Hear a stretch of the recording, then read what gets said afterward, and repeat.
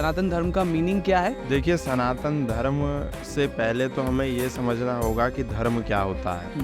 अक्सर जैसे ही हमारे मन में धर्म शब्द आता है, मन में बातें अपने आप आ जाती हैं कि धर्म मतलब हिंदू धर्म, धर्म मतलब इस्लाम धर्म, धर्म मतलब सिख, ईसाई, जैन, बौद्ध, यहूदी, पारसी। सनातन धर्म 1400 साल पुराना नहीं है, 2000 साल पुराना नहीं है, 2500 साल पुराना नहीं है, 5000 साल पुराना नहीं है। जब से इस सृष्टि का आदि हुआ तभी से सनातन धर्म का प्रादुर्भाव हुआ। बलि क्यों चढ़ाई जाती है? अपने शौक के लिए। मुझे बकरा खाने का शौक है, समाज मेरा विरोध करता है, तो मैंने देवी का नाम लगा करके बोला कि देवी इससे खुश होगी। ऐसे मुसलमान लोग कहते हैं कि बलि देने से अल्लाह मियाँ खुश होगा। अरे अल्लाह मियाँ खुश क्यों होगा? बोले उसको बलि प्यारी है। और ये जो बकरा जिसको हम बकरीद पर काट रहे हैं, काटने के बाद इसकी रूह जन्नत में जाएगी। तो जन्नत में तो आपको भी जाना है। Hi everyone, this is your host Ashish और आशीष इंटरैक्शन के इस नए एपिसोड में आपका स्वागत है। आज हमारे साथ एक बेहतरीन पर्सनालिटी जिनके साथ हम बात करने वाले हैं स्पिरिचुअलिटी, सनातन धर्म, रिलीजियस टॉपिक्स के बारे में। Please welcome mister Gautam Khattar on Ashish interaction. Gautam भैया, स्वागत है आपका आशीष इंटरैक्शन। धन्यवाद। कैसे हैं आप? मैं बहुत बढ़िया हूँ, आप कैसे हैं? All good and it's pleasure to host you here. Gautam भैया, जब आपके साथ में पॉडकास्ट की शुरुआत करनी थी, तो जब से एक चल रहा था कि पॉडकास्ट करना है, बात करना है, तो सबसे पहली चीज़ मुझे जिससे ऊपर आपके बात करना है वो है सनातन धर्म। सनातन धर्म के बारे में हमारी ऑडियंस को पहले बताइए। सनातन धर्म का मीनिंग क्या है से लेकर सनातन धर्म के बारे में। देखिए, सनातन धर्म से पहले तो हमें ये समझना होगा कि धर्म क्या होता है। अक्सर जैसे ही हमारे मन में धर्म शब्द आता है तो हमारे मन में कुछ बातें अपने आप आ जाती हैं कि धर्म मतलब हिंदू धर्म, धर्म मतलब इस्लाम धर्म, धर्म मतलब सिख, ईसाई, जैन, बौद्ध, यहूदी, पारसी। जबकि ये सब धर्म नहीं है। ये सब क्या है? ये सब संप्रदाय हैं, ये सब मजहब हैं, ये सब मत है, ये सब पंथ है, ये सब कल्ट हैं। ये सब धर्म नहीं है और ये सब रिलीजन भी हैं। बिकॉज जो धर्म शब्द है उसका अंग्रेजी अनुवाद रिलीजन करना भी एक प्रकार का अन्याय है। क्योंकि रिलीजन शब्द एक बहुत छोटा शब्द है। धर्म का अंग्रेजी ट्रांसलेशन रिलीजन नहीं हो सकता। और आप पूछेंगे ये पंथ, मत, संप्रदाय, मजहब ये क्या होते हैं? तो ये होते हैं एक लोगों का समूह जिनकी पूजा पद्धति, जिनका व्यवहार, जिनके नियम, जिनके रीति रिवाज कुछ अलग प्रकार के हों।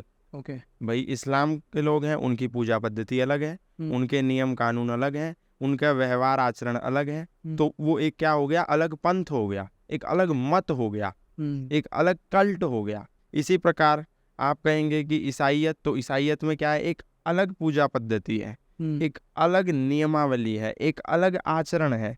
तो वो धर्म नहीं है, वो पंथ है, वो मत है, वो संप्रदाय है। और धर्म क्या है? सनातन वैदिक धर्म। धर्म शब्द का अर्थ होता है धारणात धर्म इत्याहु। जो सिद्धांत जीवन में धारण करने से जीवन में विकास होता है, उन्नति होती है, वो धर्म होता है। किसी बकरे को सरेआम हलाल कर देने से तो कोई उन्नति नहीं होती, मुझे नहीं लगता।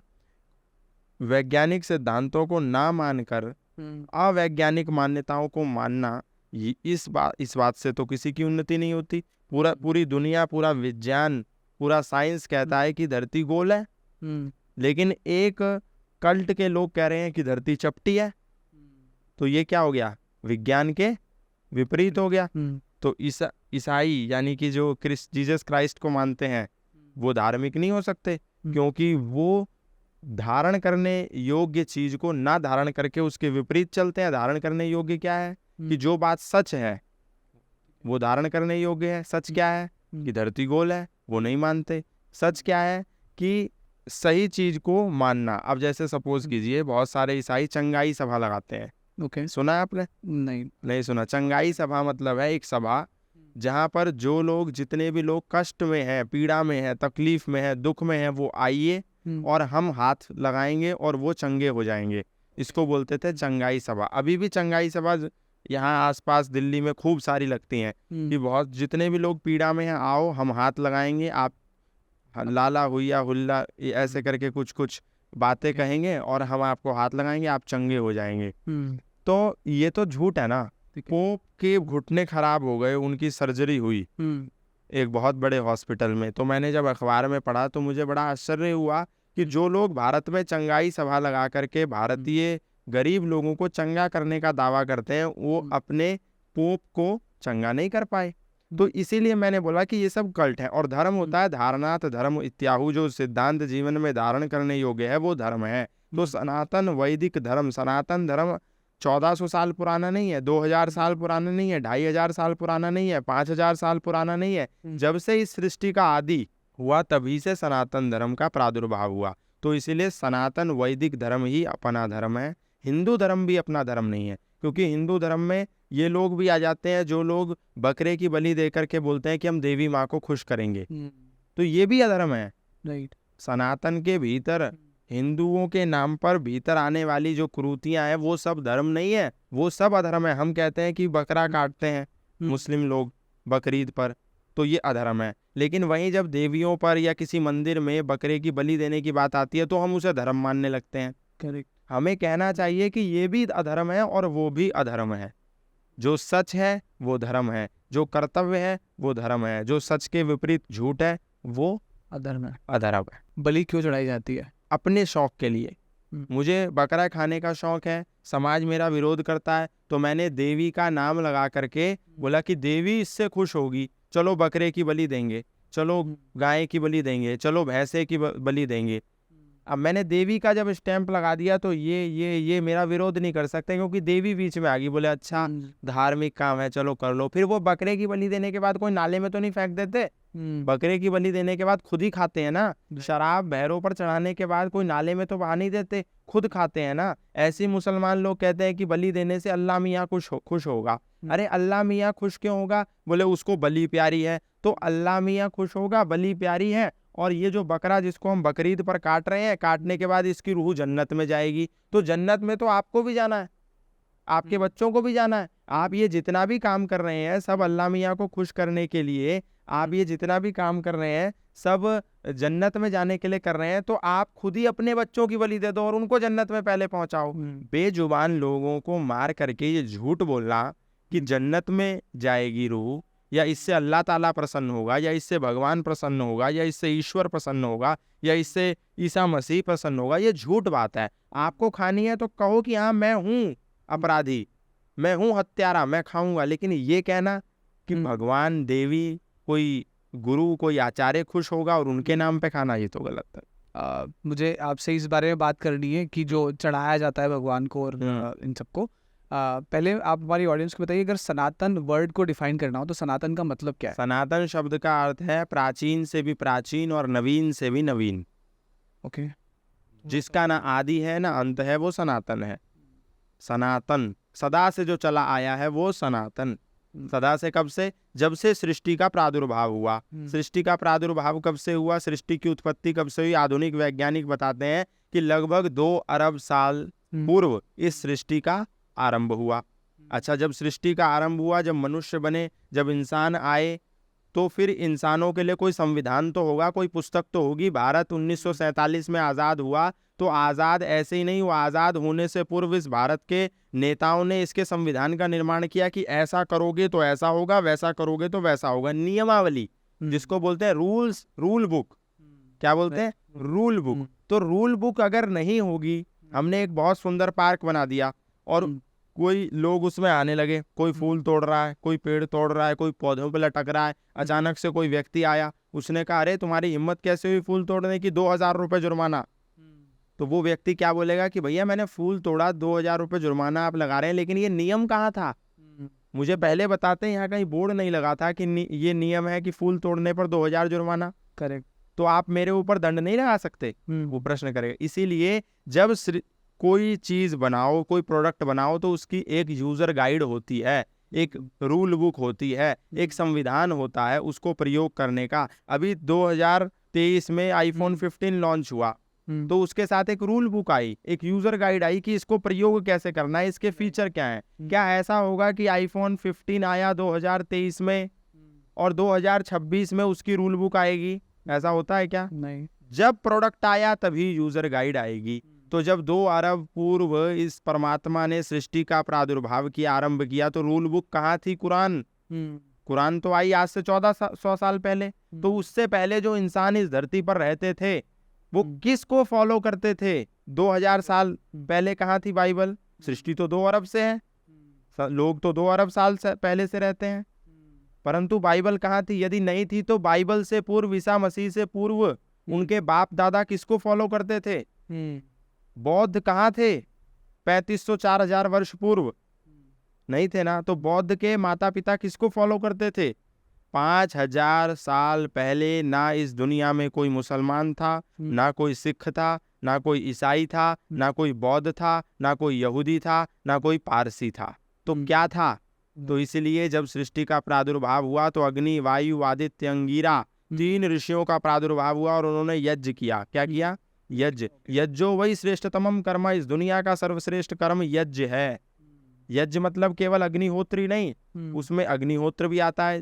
पहला होता है ब्रह्म यज्ञ, मतलब परमपिता परमात्मा की उपासना करना। उपासना मतलब होता है उप प्लस आसना। उप मतलब समीप, आसना मतलब बैठना, परमात्मा के समीप बैठ करके उनका ध्यान करना। राइट, ठीक है। फिर दूसरा है देव यज्ञ, मतलब अग्निहोत्र करना।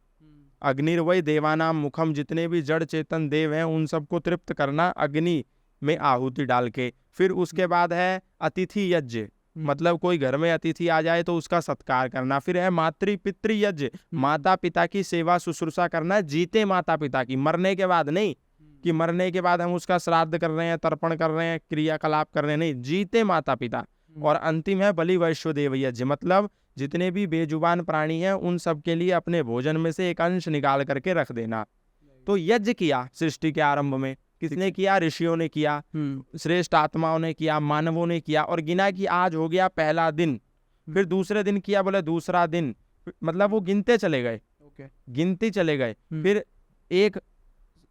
एक साल हो गया तो बोला पहला संवत्सर, फिर दूसरा हो गया तो बोला दूसरा संवत्सर, फिर 10 साल हो गए तो इतना, फिर 20 साल, मतलब वो नोट करते चले गए। और आज भी वो गिनती, जब भी कोई यज्ञ होता है तो वो गिनती, पूरी गिनती चली आ रही है। आप बोलेंगे कहाँ गिनती चली आ रही है? तो कोई भी पंडित जी आपके घर में किसी की मृत्यु हो जाए या किसी का जन्म हो जाए, पंडित जी यज्ञ कराते हैं कि नहीं? राइट। आज भी 16 संस्कार, यानी प्रथम संस्कार, गर्भाधान संस्कार और अंतिम संस्कार यानी अंत्येष्टि संस्कार, जब लकड़ी लगा करके अग्नि के सुपुर्द देह को, मृतक देह को सुपुर्द कर देते हैं शमशान में। यानी जन्म होगा किसी का, चाहे किसी की मृत्यु होगी, पंडित जी घर में आएंगे और यज्ञ कराएंगे। आपने भी जब अपने संस्थान का प्रारंभ किया तो यज्ञ कराया था। तो पंडित जी ने बोला कि जी आशीष जी हाथ में जल ले लीजिए और जल लेकर के एक संकल्प कीजिए। क्या संकल्प कीजिए? एको वृंदा षण्णवति कोटयो अष्टौ लक्षाणि 53 सहस्राणि 24 संवत्सरे उत्तरायणे या दक्षिणायणे अमुक ऋतौ अमुक तिथि अमुक वासरे कृष्ण पक्षे कश्यप गोत्र उत्पन्ने स्वगृहे अहम देव यज्ञ क्रियते। बोला था कि नहीं बोला था? राइट, बोला था। स्वगृहे देव यज्ञ क्रियते, बोला था?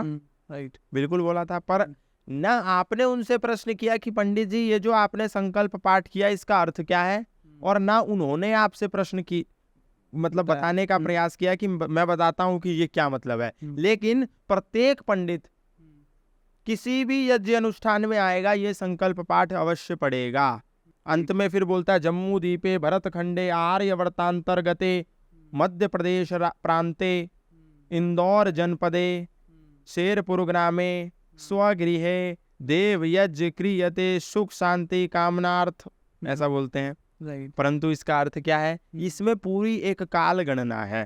काल गणना क्या है? एको वृंदा 1 अरब 96 कोटयो 96 करोड़ 8 लक्षाणि 8 लाख 53 सहस्राणि 53,000 चतुर्विंशत्याधिक शत संवत्सरे 124 वर्ष फलानी तिथि फलाना दिन फलाना वार फलानी स्थान पर मैं ये यज्ञ कर रहा हूँ।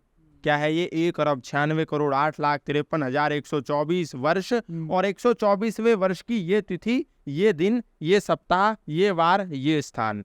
ये क्या है? ये पूरी एक गणना। 1 अरब 96 करोड़। आधुनिक विज्ञान क्या कहता है? लगभग 2 अरब। और 1 अरब 96 करोड़ क्या हो गया? लगभग 2 अरब। ये सिद्ध करता है कि सनातन धर्म तब आया जब ये सृष्टि का प्रादुर्भाव हुआ। मतलब यूजर गाइड जो वेद है, क्या करना चाहिए क्या नहीं करना चाहिए, जो वेदों का सिद्धांत है, ये सृष्टि के आदि में आया। सृष्टि के साथ मनुष्य को 1000 साल बीत गए, पहले वो अंधे घूमते रहे, उनको पता ही नहीं था कि क्या करना है, और अकस्मात एक खुदाई आसमान से किताब उतर गई और हमने बोला ये है अल्लाह मियाँ का फरमान, ऐसा नहीं है, ये है यीशु मसीह का संविधान, ऐसा नहीं है। जब परमात्मा ने सृष्टि बनाई तभी दुनिया को ज्ञान दिया। तो इसीलिए सनातन धर्म जब से सृष्टि है तब से है, ये मैं नहीं कह रहा, ये पूरा प्रूफ मैंने आपको दे दिया। राइट। आपको क्या लगता है कि ये सब जो अलग अलग धर्म पंथ बने तो ये क्यों बने, इनका रीजन क्या था, रीजन क्या रहा है? स्वार्थ की पूर्ति के लिए। जो भी नया संप्रदाय बनेगा स्वार्थ की पूर्ति के लिए ही बनेगा, क्योंकि सत्य सिद्धांत वेद में, अब आप कहेंगे इस्लाम में भी बहुत सी अच्छी बातें हैं, ईसाइयत में भी बहुत सी अच्छी बातें हैं, बौद्धों में भी बहुत सी अच्छी बातें हैं, जैनियों में भी बहुत सी अच्छी बातें हैं, परंतु अच्छी बातों के साथ गलत बातें भी मिश्रित हैं। पर जो बहुत सी बातें मैंने बोला ना, जो विज्ञान से विपरीत चलते हो, जो कहते हो कि 4 दिन में खुदा ने सृष्टि बनाई, 5वें दिन सूरज बनाया, मतलब ये तो कितनी अमानवीय बात है कि खुदा को ये भी नहीं पता था कि पहले बल्ब जलाऊं कि पहले काम। अब आप ही हो, आप यहाँ आओ और लाइटें जले ना, कैमरे ऑन हो जाए, माइक लग जाए और हम आपस में बात करने लगे और आप इसको डाल दो अंधेरे में, तो लोग आपको कहेंगे बेवकूफ आदमी है कि लाइट भी नहीं जला सकता था। तो सूरज बल्ब जलाया बाद में और अंधेरे में कौन से खुदा काम करते रहे, इतना भी नहीं पता था। और अगर सूरज लगाया ही नहीं तो 4 दिन हो गए, इसकी गणना कैसे करी भाई? दिन और रात की गणना कैसे होती है? सूरज से। सूरज बनाया लेट में और फिर गिन भी दिया कि 3 दिन हो गए हमको, सृष्टि 4 दिन में बनी, 5वें दिन सूरज बनाया। तो ऐसी बहुत सी अमानवीय बातें हैं कि जहाँ मुशरिकों को पाओ वहाँ उनको कत्ल कर दो। मतलब जो अल्लाह ताला को माने, जो मोहम्मद साहब को माने, जो कुरान को माने तो बहुत अच्छा, जो ना माने तो वो काफिर है, उसको कत्ल कर दो। तो ये तो अच्छी बात नहीं है, तो स्वार्थ की बात हो गई। सनातन धर्म में ऐसा नहीं है। सनातन धर्म कहता है सर्वे भवन्तु सुखिनः, सर्वे सन्तु निरामया, सर्वे भद्राणि पश्यन्तु मा कश्चित् दुःख भाग् भवेत्, सभी सुखी हों, सभी निरोगी, ये बात कहता है। और वो कहते हैं कि अपने अपने सुखी हों, चाहे फिर वो चोर हो, डकैत हो, बलात्कारी हो, तो वो खुश रहें, उन पर अल्लाह ताला पूरी मेहर बरसाएगा। और जो गलत हो, मतलब जो नॉन मुस्लिम हो, चाहे वो कितने ही अच्छे क्यों ना हो, उनको जहाँ पाओ वहाँ कत्ल कर दो ताकि अपनी वृद्धि हो। लेकिन सनातन धर्म सबके प्रेम की, सौहार्द की, अपनत्व की बात करता है। राइट। मैं आपने लाइक कुछ टाइम पहले हमने जब बात किया था, आपने मुझे एक बुक सेंड की थी, राइट? उस बुक के बारे में थोड़ा हमारी ऑडियंस को बताइए, वो बुक क्यों लिखी गई है, उनके जो राइटर है वो। क्या आपने पढ़ी वो बुक? मैं एक हद तक पढ़ पाया हूँ। कुछ कहाँ तक? स्टार्टिंग के कुछ 4-5 चैप्टर्स। क्या समझ आया? It's purely on like spirituality और सनातन धर्म के ऊपर। हाँ, फिर भी कुछ तो समझ आया होगा, कुछ बात ऐसी जो आपको समझ आई। मैं प्रॉपर कॉन्टेक्स्ट दे पाऊंगा इसका। अच्छा, टाइम हो चुका है। या पढ़ी नहीं आपने? नहीं पढ़ी है, जब आपने सेंड किया था तब। अच्छा ठीक है, देखिए जो मैंने आपको पुस्तक भेजी वो है सत्यार्थ प्रकाश। सत्यार्थ प्रकाश का अर्थ है सत्य, सत्य अर्थ का प्रकाश, अंग्रेजी में बोलते हैं लाइट ऑफ ट्रुथ। ठीक है, मतलब दुनिया में बहुत सारा अंधकार है, धर्म के नाम पर अधर्म परोसा जा रहा है। धर्म क्या है किसी को पता नहीं, अधर्म क्या है किसी को पता नहीं, सत्य क्या है किसी को पता नहीं, असत्य क्या है किसी को पता नहीं।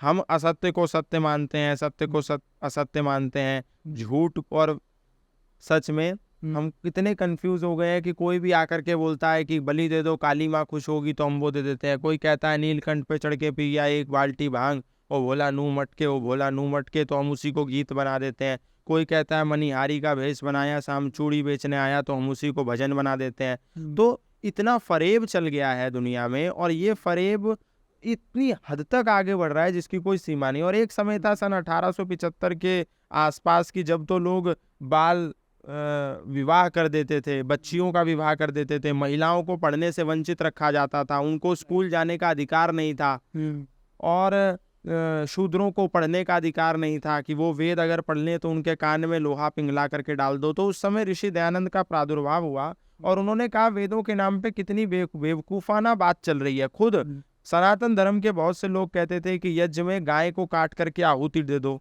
मतलब जिस सनातन धर्म में गाय पूजनीय है, गाय सर्वोत्कृष्ट है, वहां पर यदि कोई कहने लगे कि गाय को काटकर उसकी आहुति यज्ञ में दे दो, तो कितनी मूर्खों वाली बात होगी। ऐसी बहुत सारी कुरीतियां थी। सनातन धर्मियों को नाना प्रकार की कुरीतियों में फंसे हुए थे। सती को जला देते थे, किसी का पति मर गया तो उसको अग्नि में उसको जला देते थे। ऐसी बहुत सी बातें थी। तो ऋषि दयानंद का प्रादुर्भाव हुआ, उन्होंने सारे ग्रंथों का अध्ययन किया और मथुरा में उनको एक गुरु मिले, आचार्य मिले, स्वामी विरजानंद जी।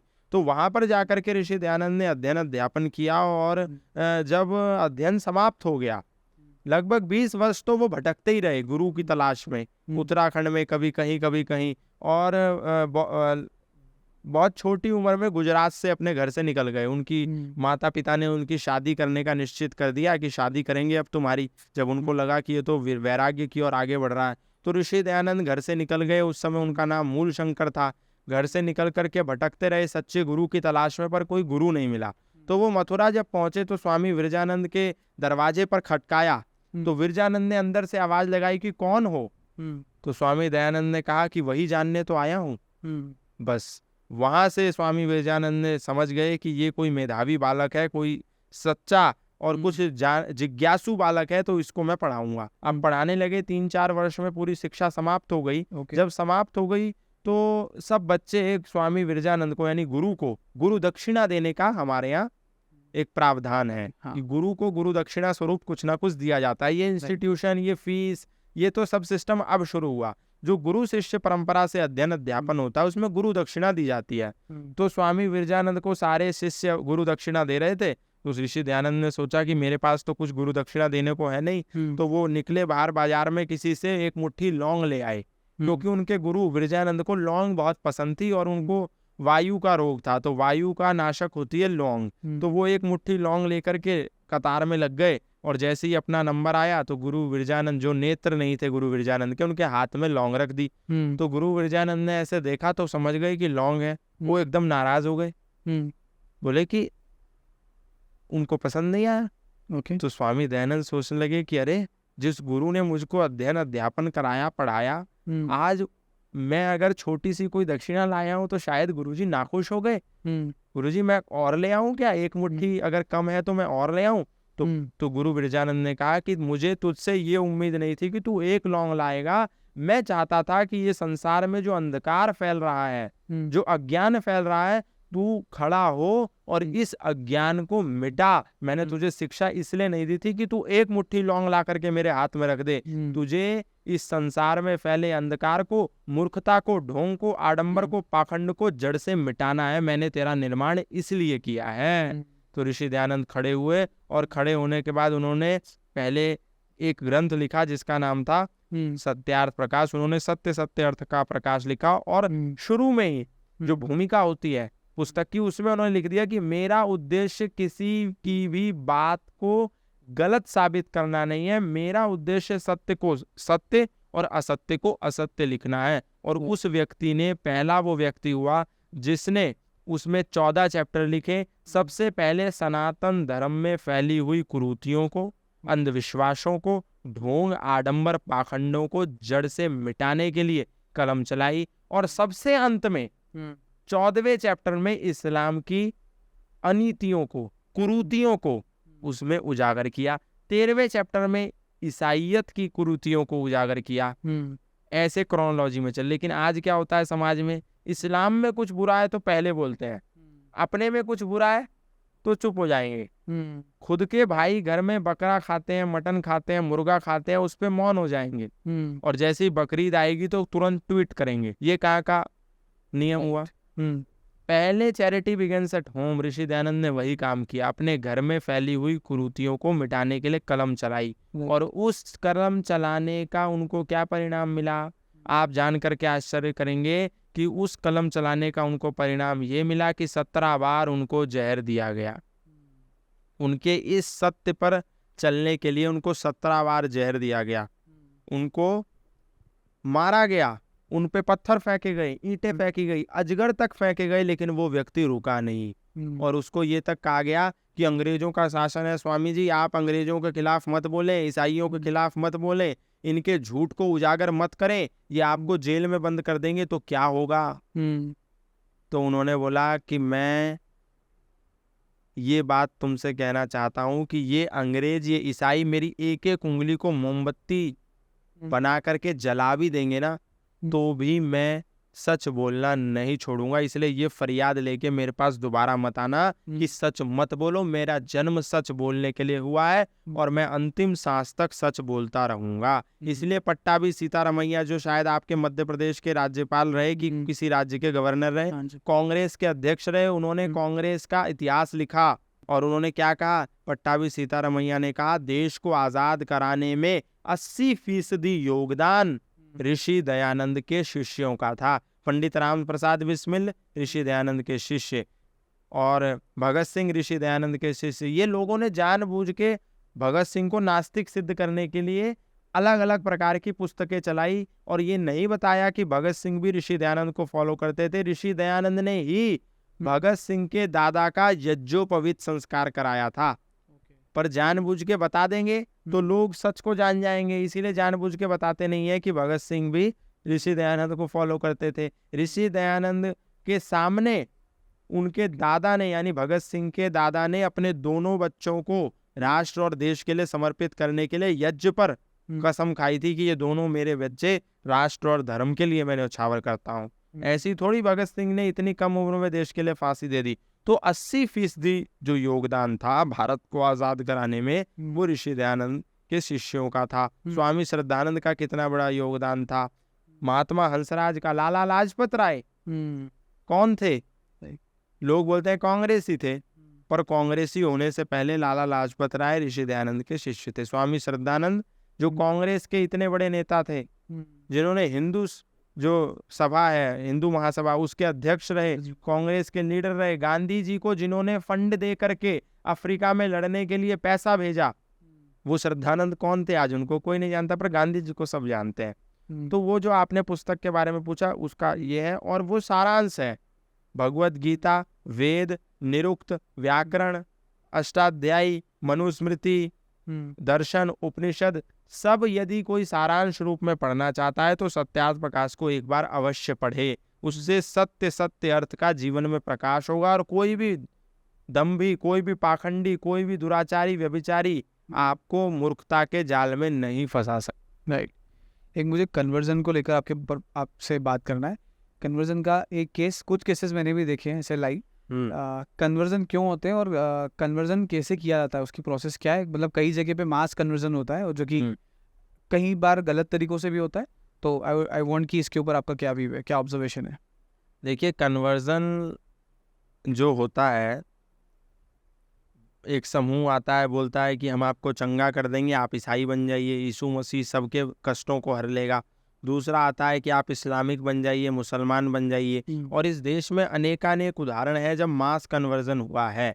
जब ये कश्मीर में नरसंहार हुआ तो उन्होंने कहा कि या तो मुसलमान बन जाओ, या तो मरने के लिए तैयार हो जाओ, या फिर ये राज्य छोड़कर भाग जाओ। 3 ही ऑप्शन थे वहां पर। सनातन धर्मियों के पास कश्मीर में 3 ही ऑप्शन थे, या तो मुसलमान बनो, या फिर मरने के लिए तैयार रहो, या फिर यहाँ से भागो। राइट। तो ये क्या होता है, जनसंख्या बढ़ाने के लिए, अपना जनबल बढ़ाने के लिए लोग जबरन कन्वर्जन कराते हैं। तैमूर लंग ने एक मास कन्वर्जन कराया भारत में, औरंगजेब ने मास कन्वर्जन कराया, अलाउद्दीन खिलजी ने मास कन्वर्जन कराया, बख्तियार खिलजी ने मास कन्वर्जन कराया। इन लोगों ने जास्ती करी, बहनों को लूटा, युवाओं को मारा, काटा, उनको तलवार के घाट उतारा। किस लिए? कि तुम मुसलमान बनो।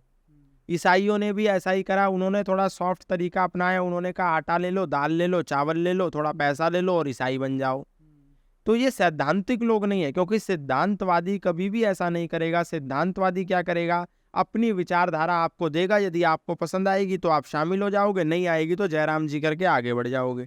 सनातन धर्म में कोई कन्वर्जन नहीं होता। सनातन धर्म में क्या होता है, हम अपने नीतियों का, अपने सिद्धांतों का प्रचार करते हैं, किसी को पसंद आता है तो वो आ जाता है। इसी प्रकार मौलाना महबूब अली जो बंगाल के बड़ी मस्जिद के इमाम थे, उनके हाथ में सत्यार्थ प्रकाश लगी, वो प्रभावित हो गए, बोला कि मैं अब मुसलमान नहीं रहना चाहता। मौलाना व्यक्ति, कोई सामान्य मुसलमान नहीं, मौलाना जिसने सब कुछ अध्ययन किया हुआ था, वो बोला अब मैं मुसलमान नहीं रहूंगा, अब मैं सनातन धर्मी बनूंगा, और वो पंडित महेंद्र पाल आर्य बन गए। तो ये क्या है, ये कन्वर्जन नहीं है, ये स्व का भाव है कि उन्होंने धारण किया। उन्होंने सनातन को धारण किया और वो यहाँ आ गए। इसी प्रकार और भी बहुत सारे उदाहरण हैं धारण करने के। कई ऐसे उदाहरण हैं, जैसे वसीम रिजवी, ये जो शिया वक्फ वो बोर्ड जो था उसके जो चेयरमैन थे वसीम रिजवी, उन्होंने इस्लाम की सच्चाई को जाना, मोहम्मद नाम की पुस्तक लिख दी, सच को उजागर कर दिया, सारे मुसलमान उनके दुश्मन बन गए और उनके खिलाफ फतवा जारी कर दिया, उनके खिलाफ एक इनाम घोषित कर दिया कि जो इसका सर तन से जुदा करेगा हम उसको इतना इनाम देंगे। मतलब कोई सामान्य व्यक्ति नहीं, शिया वक्फ बोर्ड का चेयरमैन सच उजागर करता है, सच बोलता है, तो उसके खिलाफ फतवा जारी हो जाता है, फिर वो बाद में जितेंद्र नारायण सिंह त्यागी बन जाता है। ऐसे ईसाइयों के भी बहुत सारे उदाहरण है। सैमुअल इवान स्टॉक नाम का व्यक्ति अमेरिका से भेजा गया कि भारत में जाओ, जाकर के भारत को ईसाई राष्ट्र बनाओ। उसने देखा एक पंडित जी को कि ये तो सनातन धर्म तो बड़ा अच्छा है।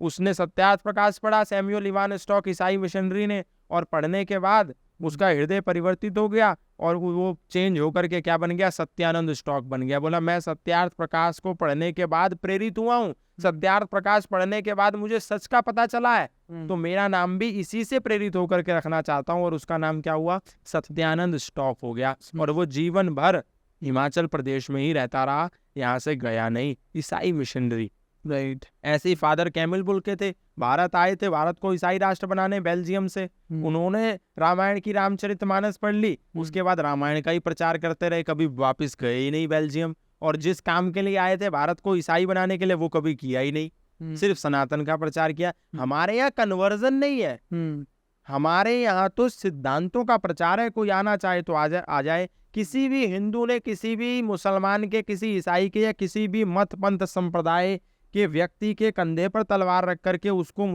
हिंदू बनाया, ऐसा उदाहरण आपने कई अखबारों में पढ़ा क्या? कहीं पढ़ा? नहीं पढ़ा। लेकिन इतने मुसलमानों ने इतने हिंदुओं को मुसलमान बना दिया, ये जरूर पढ़ा होगा। इतने ईसाइयों ने इतने ईसाइयों को ईसाई बना दिया, ये जरूर पढ़ा होगा। हमारे यहाँ ये जबरनता का प्रतीक नहीं है। हाँ, हमने शुद्धि सभा की स्थापना करी। स्वामी श्रद्धानंद ने 1923 में अखिल भारतीय शुद्धि सभा की स्थापना करी। उसमें क्या था, हिंदू बनाना था सबको, क्या और वो भी ऐसा नहीं, वो भी ये था कि आशीष नामदेव हमारे दलित भाई हैं उदाहरण के लिए, इनको मुसलमानों ने बहकाया और मुसलमान बना दिया, फिर इनको बना दिया, फिर इनको बना दिया, फिर इनको बना दिया। ऐसे हमारे 20 लाख सनातनी भाइयों को, जो दलित थे या जो किसी भी समुदाय से आते थे, सनातन धर्मी थे, उनको जबरन मुसलमानों ने बहका कर, फुसला कर, जबरदस्ती करके, जोर लगाकर, तलवार के बल पर, भय के आधार पर मुसलमान बना दिया। तो स्वामी श्रद्धानंद ने देखा कि ये मुसलमान हम पर जास्ती करने लग रहे हैं, ऐसे तो हमारा पूरी सनातन धर्म जो है मुसलमान बन जाएगा, इसका तो कुछ इलाज करना पड़ेगा। तो उन्होंने अखिल भारतीय शुद्धि सभा की स्थापना करी सन 1923 में। और जितने भी हमारे भाई थे उनको गले से लगाया, बोला कि तुम शोषित नहीं हो, तुम वंचित नहीं हो, तुम दबे कुचले नहीं हो, तुम हमारे भाई हो, तुम आर्य हो। आर्य मतलब श्रेष्ठ हो, इसलिए तुम इनके बहलावे फुसलावे में मत आओ, हमसे गले लग जाओ। और उन्होंने उन सबको गले लगाया सन्यासी ने, और उनको आर्य बनाया, पुनः शुद्ध करके सनातन में दीक्षित किया, वापस लाए।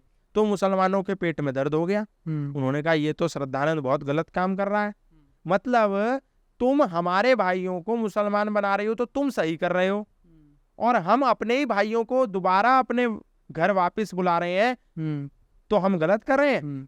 तो स्वामी श्रद्धानंद का विरोध पूरे देश में प्रारंभ हो गया, और इन मुसलमानों ने स्वामी श्रद्धानंद की अखिल भारतीय शुद्धि सभा के विरोध में एक संगठन खड़ा किया जिसका नाम था तबलीगी जमात। तबलीगी जमात का नाम सुना है? हाँ। कहाँ सुना? क्या होता है, मतलब न्यूज़ मीडिया में? तबलीगी जमात का नाम तब सुना होगा जब कोरोना चल रहा था और यहाँ दिल्ली में एक बहुत बड़े उसमें तबलीगी इकट्ठे हो गए थे, तो इनको ट्रेनिंग दी जाने लगी कि कैसे, तबलीगी का क्या मतलब है? तबलीग मतलब परिवर्तन। ओके। उनका काम ही है भारत में सनातन धर्मियों का परिवर्तन करके उनको मुसलमान बनाना। तो स्वामी श्रद्धानंद की अखिल भारतीय शुद्धि सभा के विरोध में तबलीगी जमात का गठन हुआ, और उन्होंने कहा कि श्रद्धानंद को रोकना है। अंतिम जो स्वामी श्रद्धानंद, मतलब स्वामी श्रद्धानंद ने 7-8 सनातन धर्मियों को, मुसलमान जो बन गए थे, उनको वापस ले आए अब मुसलमानों के पैरों से जमीन खिसक गई कि ये श्रद्धानंद अगर कुछ समय और जीवित रह गए तो ये तो हमारा पूरे दुकान हमारी बंद कर देंगे।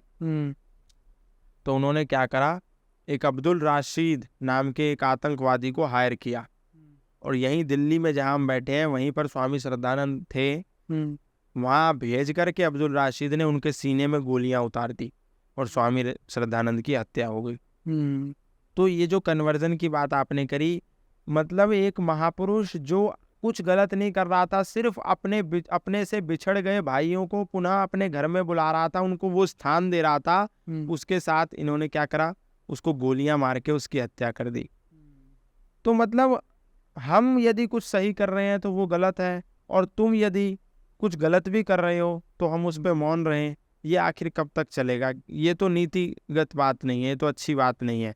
तो स्वामी श्रद्धानंद को इंसाफ नहीं मिला, स्वामी श्रद्धानंद को वो स्थान आज नहीं मिला जो अन्य स्वामियों को मिला है पूरे देश में। आज इतने सारे सन्यासियों को लोग जानते हैं जो उस काल में हुए थे, चाहे फिर उन्होंने ब्रिटिशर्स से हाथ मिलाए, चाहे वो गौमांस भी खाते थे, चाहे वो कितनी सभा में गए हों विदेशों में, लेकिन जो काम स्वामी श्रद्धानंद ने किया वो शायद किसी सन्यासी ने नहीं किया। आज कोई महात्मा, आज कोई कथावाचक 300 हिंदुओं को भी पुनः हिंदू बनाता है, यानी जो 300 हिंदू ईसाई बन गए हैं उनको पुनः हिंदू बनाता है, तो वो पूरे देश में कवरेज हो जाती है। लेकिन 7-8 लोगों को सनातन धर्मी बनाया था स्वामी श्रद्धानंद ने, उनका आज कहीं नाम नहीं लिया जाता। तो ये जो कन्वर्जन का बाजार है ये बहुत गर्म है। प्रतिदिन 14,000 सनातन धर्मियों को ईसाई बनाने का टारगेट है इस भारत में, प्रतिदिन। मायने रखता है, प्रतिदिन 14,000 सनातन धर्मी ईसाई बन जाते हैं इस देश में, और हमारी सरकारें कुछ नहीं कर पाती। इसके खिलाफ एक कड़ा कानून बनाने की जरूरत है, धर्म परिवर्तन के विरुद्ध। ये नंबर कहाँ से आया 14,000 वाला? ये उनके टारगेट है, ईसाई मिशनरियों का टारगेट है ये।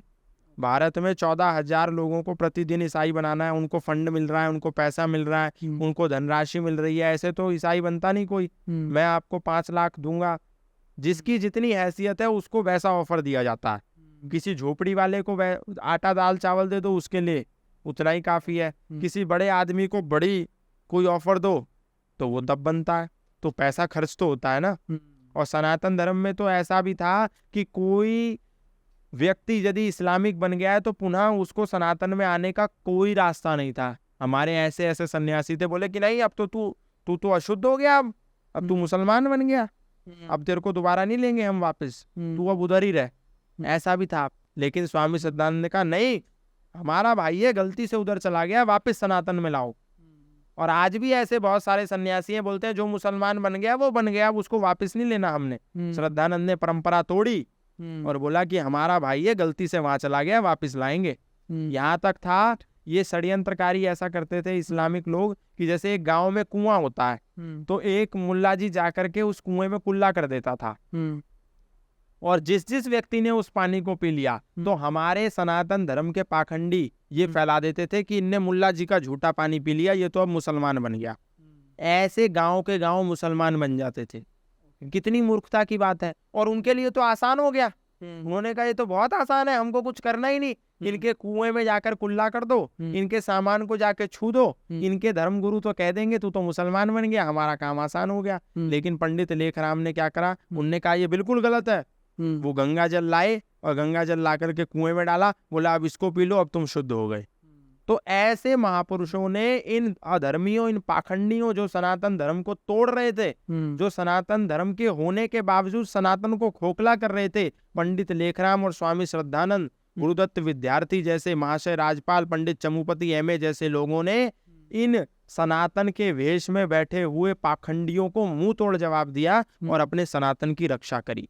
इसीलिए महात्मा मदन मोहन मालवीय का आपने नाम सुना होगा, जो BHU के संस्थापक थे, बनारस हिंदू विश्वविद्यालय के।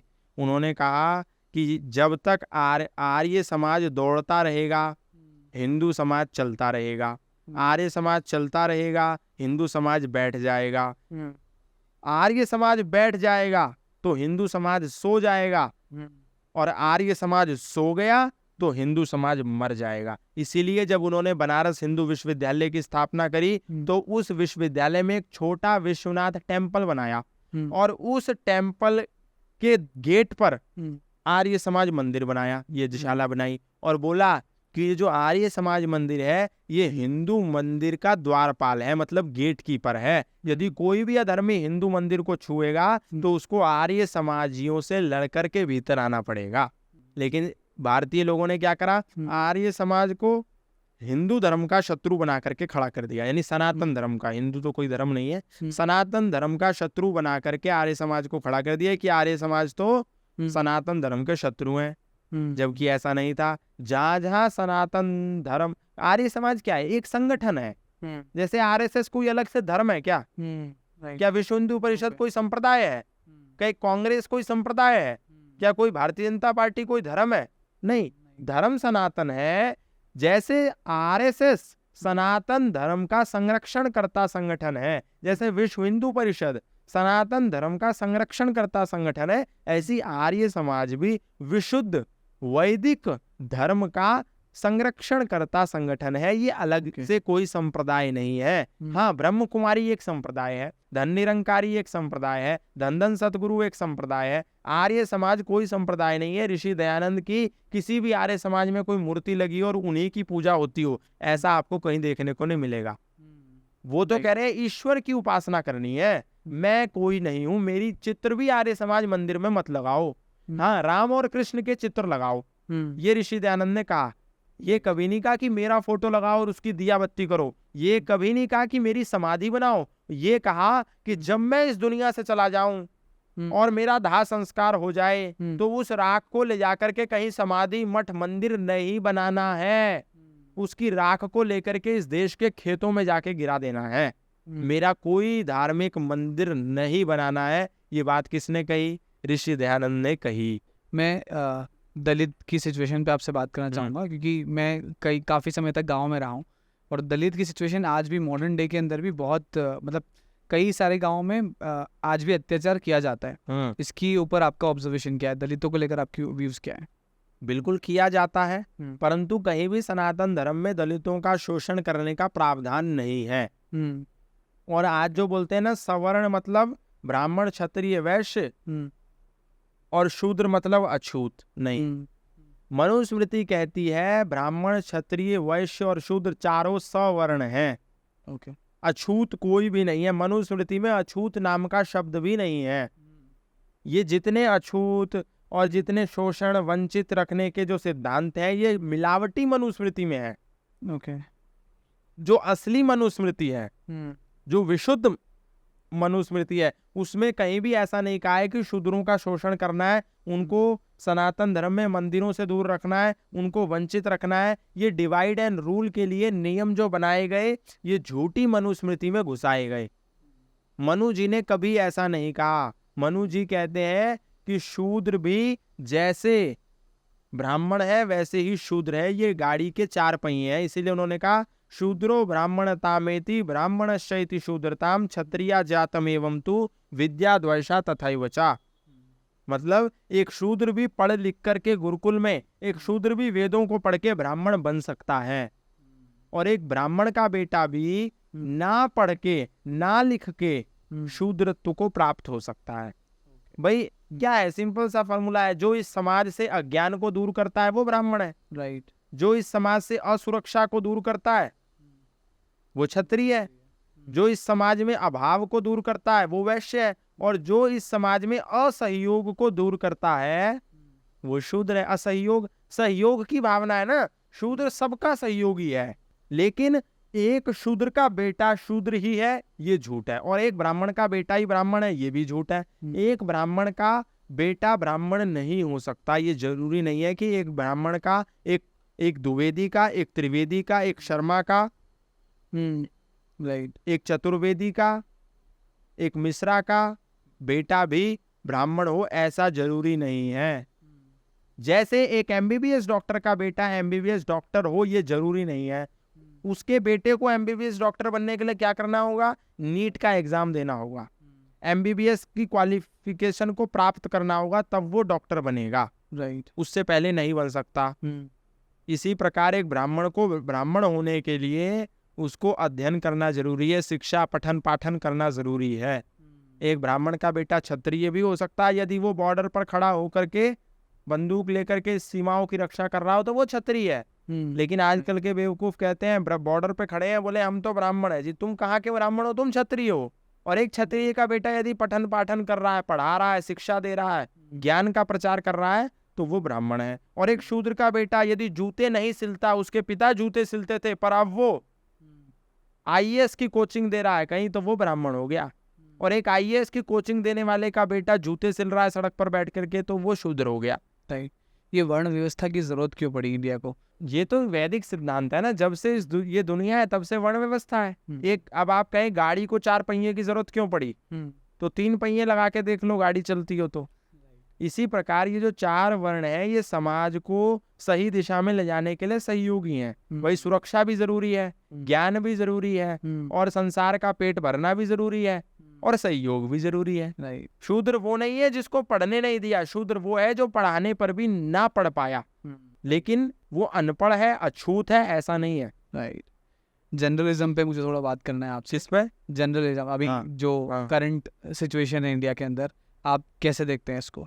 अब जर्नलिज्म तो हो नहीं रहा है, वो हल्लाबाजी ज्यादा हो रही है। जो वास्तव में जर्नलिज्म क्या होता है, जनता के मुद्दे, जन पक्षतर मुद्दों की बात अब आज के जर्नलिज्म में नहीं है। मेन स्ट्रीम मीडिया से जन पक्षतर मुद्दे गायब हो गए हैं। मेन स्ट्रीम मीडिया में लड़ाई, दंगा, हू हल्ला, चीख चिल्लाट, मारकाट, हाय हत्या, ये सब चीजें ज्यादा हो रही हैं। जो वास्तविक मुद्दे हैं वो जर्नलिज्म से बाहर हैं, क्योंकि जर्नलिज्म अब एक व्यक्ति की जेब में है। जर्नलिज्म अब एक विचारधारा के साथ है। जर्नलिज्म होता है कि इस देश के अंतिम पायदान पर बैठे हुए व्यक्ति की भी आवाज जब जर्नलिज्म की फील्ड में सुनाई दे, मतलब वो जर्नलिज्म है। राइट। इसलिए गणेश शंकर विद्यार्थी ने कहा है कि कोई सरकार कितना अच्छा काम कर रही है, इसका आकलन इससे होगा कि उस सरकार के काल में मीडिया कितना स्वतंत्र था। मीडिया यदि स्वतंत्र नहीं है, इसका मतलब सरकार अच्छा काम नहीं कर रही है।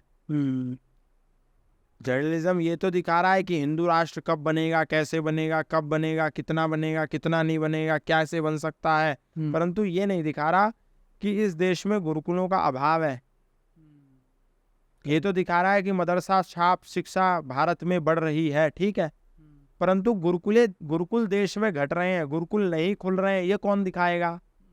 क्या देश के मीडिया को इस विषय पर नहीं सोचना चाहिए? हर दूसरे दिन मदरसे पर बहस करता है देश का मीडिया, पर गुरुकुलों की संख्या घट रही है, इस पे चिंतन करता है क्या देश का मीडिया? मैं नहीं समझता कि पिछले 50 साल में भी जर्नलिज्म की फील्ड में कोई गुरुकुलों पर बात कर रहा हो, ऐसा कोई चैनल देखा हो, जबकि उसकी अत्यंत आवश्यकता है। गुरुकुल नहीं होंगे तो देश को आप वैचारिक रूप से आज़ाद नहीं कर सकते। आज भी देश गुलाम है, वेशभूषा के आधार पर, क्योंकि हमारी वेशभूषा विदेशी। हम कहते हैं हम 1947 में आज़ाद हो गए, भारत आज़ाद है। कहाँ से आज़ाद है? तुम्हारी वेशभूषा विदेशी, तुम्हारा भोजन विदेशी, तुम्हारा भजन विदेशी, तुम्हारा भेषज विदेशी, सब कुछ तो भारत का विदेशी है, तुम्हारी भाषा विदेशी, और तुम कहते हो भारत आज़ाद है। कहाँ आज़ाद है? खाते तुम चाइना का भोजन हो, पहनते तुम यूरोप के कपड़े हो, भाषा तुम अंग्रेजों की बोलते हो, विज्ञान, भेषज और औषधि तुम यूरोप की लेते हो, भजन तुम विदेश के बोलते हो। बिलीव आइज हिप्नोटाइज तेरी कर दी है मैनू, आई स्वेयर छोटी ड्रेस में तू बॉम्ब लग दी मैनू। ये तो भारत का गाना नहीं है, ये तो विदेशी कल्चर है। मतलब एक स्त्री को एक ऑब्जेक्ट बना करके हर चीज में रखा, मतलब क्लोजअप है तो उसमें भी एक स्त्री, एक साबुन है तो उसमें भी एक स्त्री, एक खाने की आइटम है उसमें भी एक स्त्री, एक चश्मा है तो उसमें भी एक स्त्री, कपड़े हैं तो उसमें भी एक स्त्री। हर एड में स्त्री को प्रोजेक्ट बना करके आगे खड़ा कर दिया ताकि आइटम ज्यादा बिके। मतलब जो यत्र नार्यस्तु पूज्यन्ते रमन्ते तत्र देवता, वो चीजें समाप्त हो गई और स्त्री को एक ऑब्जेक्ट बना दिया। एक कामुकता का जो प्रतिबिंब है वो आज इस देश में स्त्री बन करके रह गई है, और जिस एड में स्त्री ना हो वो चीज ना बिके। ये विचारधारा कहाँ की है? ये यहाँ की, भारत की तो नहीं है। तो मीडिया इसमें बहुत बड़ा रोल प्ले कर रहा है, जो कि अब हालात सुधरेंगे कि नहीं सुधरेंगे मुझे नहीं लगता, क्योंकि जो मीडिया में जो नैतिकता है वो अब समाप्त हो गई है। मीडिया के जब हम शिक्षा पढ़ते हैं, क्योंकि मैंने भी जर्नलिज्म में भी मैंने एक मास्टर्स की है, वेद में भी की है और आपके इतिहास में भी की है।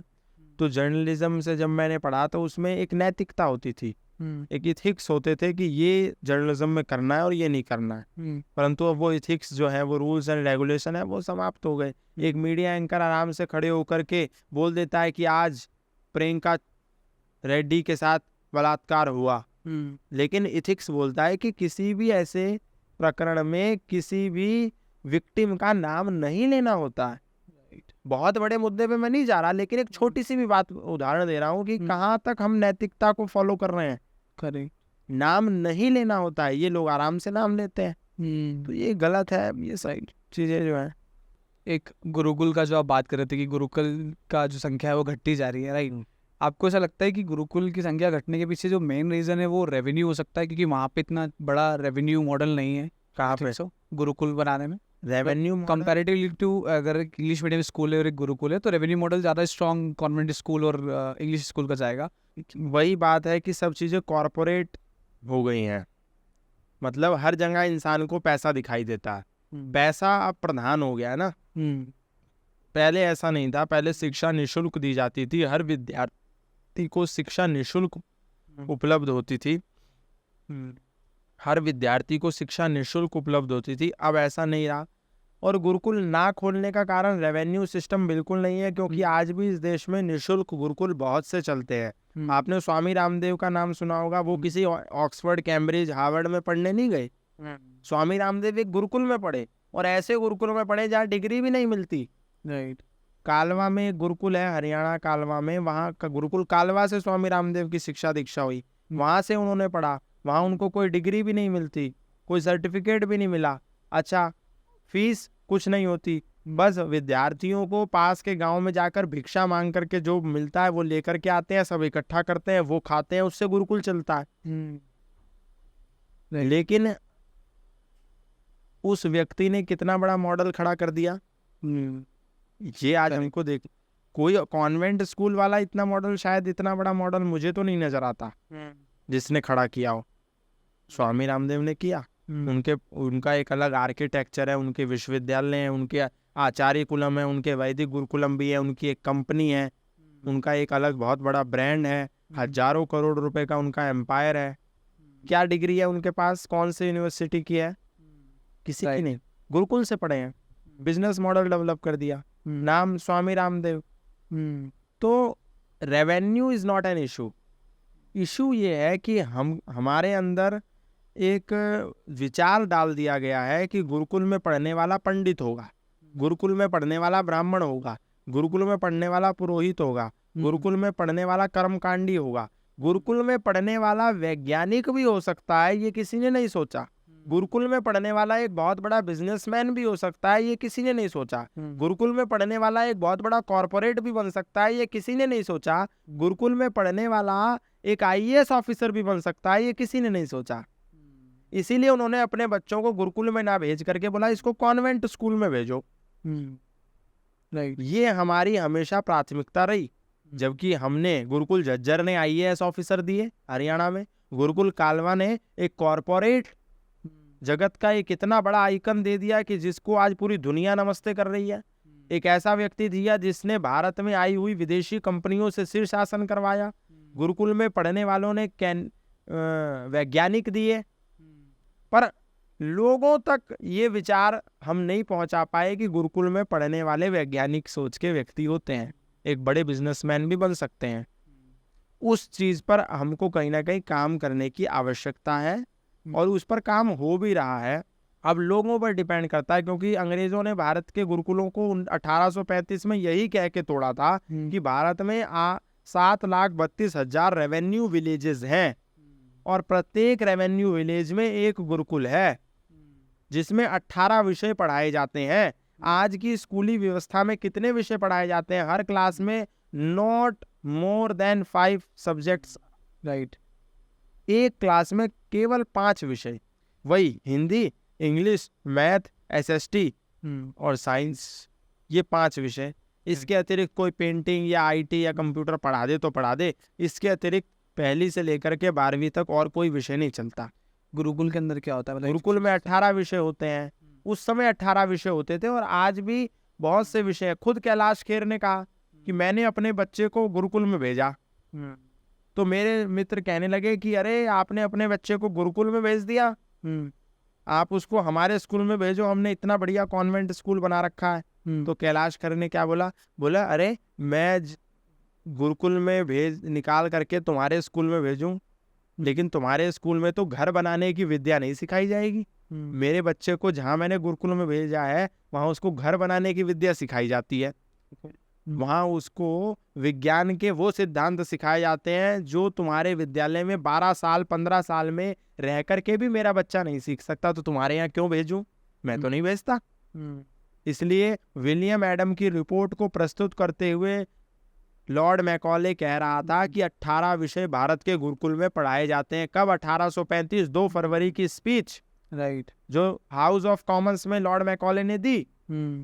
उसने यही बोला कि भारत के गुरुकुलों में 18 विषय पढ़ाए जाते हैं, जिसमें जूलॉजी है, बॉटनी है, धातु शास्त्र है, जिसमें विज्ञान है, जिसमें केमिस्ट्री है, फिजिक्स है, बॉटनी है, क्वांटम फिजिक्स है, मैथमेटिक्स है, सब कुछ पढ़ाया जाता है, विज्ञान पढ़ाया जाता है।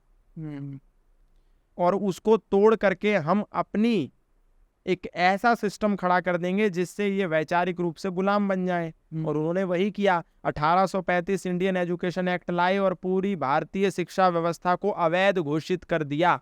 किसने? लॉर्ड मैकॉले ने। होना क्या चाहिए था? 1835 का जो वो कानून था उसको 1947 में आग लगा करके उसको कचड़े के डिब्बे में फेंक देना चाहिए था। परंतु आज भी इंडियन एजुकेशन एक्ट 1835 इस देश में चलता है, 1947 के बाद भी।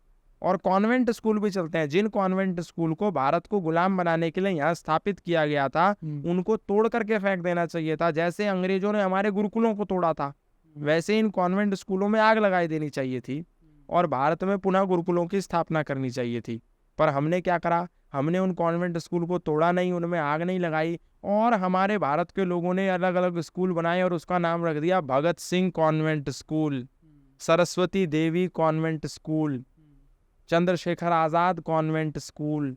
आज भगत सिंह भी कहीं देखते होंगे तो अपना माथा फोड़ते होंगे कि हमने किस देश के लिए लड़ाई लड़ी। चंद्रशेखर आजाद, राम प्रसाद बिस्मिल, वीर हकीकत राय, खुदीराम बोस यदि ये देखते होंगे तो वो रोते होंगे कि हमने किस भारत के लिए प्राणों की आहुति दी। जिन भारतीयों ने अंग्रेजों को जाने के बाद अंग्रेजों को ही फॉलो करना शुरू कर दिया, जिन गोरे अंग्रेजों को हमने इस देश से भगाया था, आज उन्हीं का स्थान भारत में काले अंग्रेजों ने ले लिया। भारत से अंग्रेज तो चले गए, पर आज भी अंग्रेजियत भारत के खून खून में घूम रही है। और ये बात सच है कि मैकॉले ने यही बात अपने पिता को लेटर में लिख करके भेजी थी कि मैंने एक ऐसे एजुकेशन मॉडल की स्थापना करी है, एक ऐसे एजुकेशन मॉडल की परिकल्पना करी है जिसको पढ़ने के बाद भारत का प्रत्येक नागरिक शरीर से तो भारतीय होगा पर आत्मा से अंग्रेज हो जाएगा। और वो बात आज हमको इस समाज में देखने को मिलती है। प्रत्येक व्यक्ति शरीर से भारतीय है पर आत्मा से अंग्रेज है। कैसे? जब इंडिया नाम को हटा करके भारत नाम ऑफिशियली डिक्लेयर करने की बात आई तो जितने भी आत्मा से अंग्रेज थे सारे खड़े हो गए। जितने नेता थे सब खड़े हो गए कि अरे तुम देश का नाम बदल दोगे, भारत को तुम तोड़ना चाहते हो। अरे मूर्खों, 1835 और सन 1600 से पूर्व ये इंडिया नाम कौन जानता था? इंडिया नाम तो थोपा हुआ है ना, दूसरे का स्टैंप लगाया हुआ है, वो उन्होंने इसको थोपा राइट इंडिया को। इंडिया कहाँ था? राम जी क्या इंडिया में रहते थे? कृष्ण जी क्या इंडिया में रहते थे? क्या चाणक्य इंडिया में रहते थे? नहीं। क्या छत्रपति शिवाजी महाराणा प्रताप इंडिया के थे? नहीं, वो भारत के थे, भारत में थे। और भारत का अर्थ होता है भा प्लस रत। भा मतलब ज्ञान, रत मतलब लिप्त। जो लोग ज्ञान में लिप्त रहते हैं वो भारतीय, और जिस स्थान पर रहते हैं उसको बोलते हैं भारत। ये इंडिया कहाँ से आया? राइट, हमने बोल दिया इंडिया तो भारत का ट्रांसलेशन है। क्या चाइना का कोई ट्रांसलेशन है? क्या कोई अमेरिका का, कोई लंदन का, कोई इंग्लैंड का, किसी भी देश का, रशिया का, यूक्रेन का, जापान का कोई ट्रांसलेशन है? वो हिंदी में बोलोगे तो भी वही, अंग्रेजी में बोलोगे तो भी वही, उनकी मूल भाषा में बोलोगे तो भी वही, प्रोनाउंसिएशन अलग हो सकता है। रशिया को हम रूस बोल देते हैं एक्सेंट की उसकी वजह से, चाइना को चीन बोल देते हैं, एक्सेंट है, भारतीय लोग नहीं बोल पाते चाइना तो वो चीन कह देते हैं, परंतु है तो वो चीन चाइना। इंडिया और भारत में तो जमीन आसमान का अंतर है। तो ये गुरुकुल खोलने ज़रूरी हैं, गुरुकुल में पढ़ना ज़रूरी है, और आज भी बहुत से गुरुकुल ऐसे विद्यमान हैं, यदि लोग अपने बच्चों को भेजना चाहें तो हैं, पर इच्छा शक्ति की कमी है। वो कॉन्वेंट को चुनते हैं क्योंकि उनको ऐसा लगता है कॉन्वेंट में पढ़ेगा तो मॉडर्न बनेगा, और यहाँ पर पढ़ेगा गुरुकुल में तो ये पिछड़ा रह जाएगा, जबकि उन्हें नहीं पता कि वो गुरुकुल में पढ़ने वाला 4 कदम आगे की छलांग लगाएगा। इसलिए इंडिया शब्द का तो अर्थ ही ऑक्सफोर्ड में दिया हुआ है, आप जाके पढ़ लो। अब ज़्यादा नहीं बोलना चाहता हूँ क्योंकि फिर लोगों को लगेगा कि कुछ ज़्यादा सच बोल दिया। बहुत मज़ा आया इस कॉन्वर्सेशन में आपके साथ में। आई वांट कि आपके लास्ट मैसेज क्या होंगे किसी भी इन पर्सन के लिए जो इस पॉडकास्ट को अब तक देख रहा है? आप पढ़ें, चीज़ों को समझें, और वेस्टर्न चीज़ों का सम्मान करना चाहते हैं तो करें, परंतु भारतीय चीज़ों का सम्मान में कोई कमी ना छोड़ें। हमारा भारत का जो गौरव है, भारत का जो वैभव है, इसको बना के रखें। आजकल क्या है कि लोगों को अंग्रेजी स्टैंप लगी हुई चीज़ें ज़्यादा पसंद आती हैं। भारत में योगा कितने साल से हमारे ऋषि मुनि हमारे भारत में योग कितने वर्षों से हमारे ऋषि मुनि करते आए, पर भारत के लोग उनको मूर्ख समझते थे।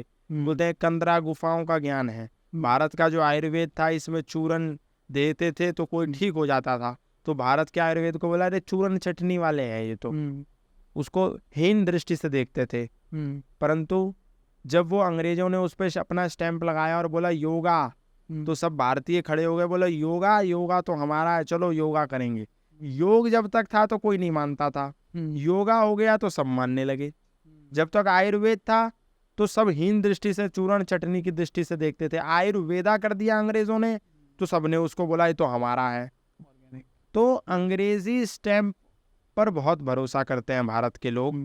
Alright, thank you so much for joining us on Ashish interaction. बहुत मज़ा आया आपसे बात करके, एंड आई होप कि हम आगे भी ऐसे कई जरूर। Thank you so much for joining. धन्यवाद।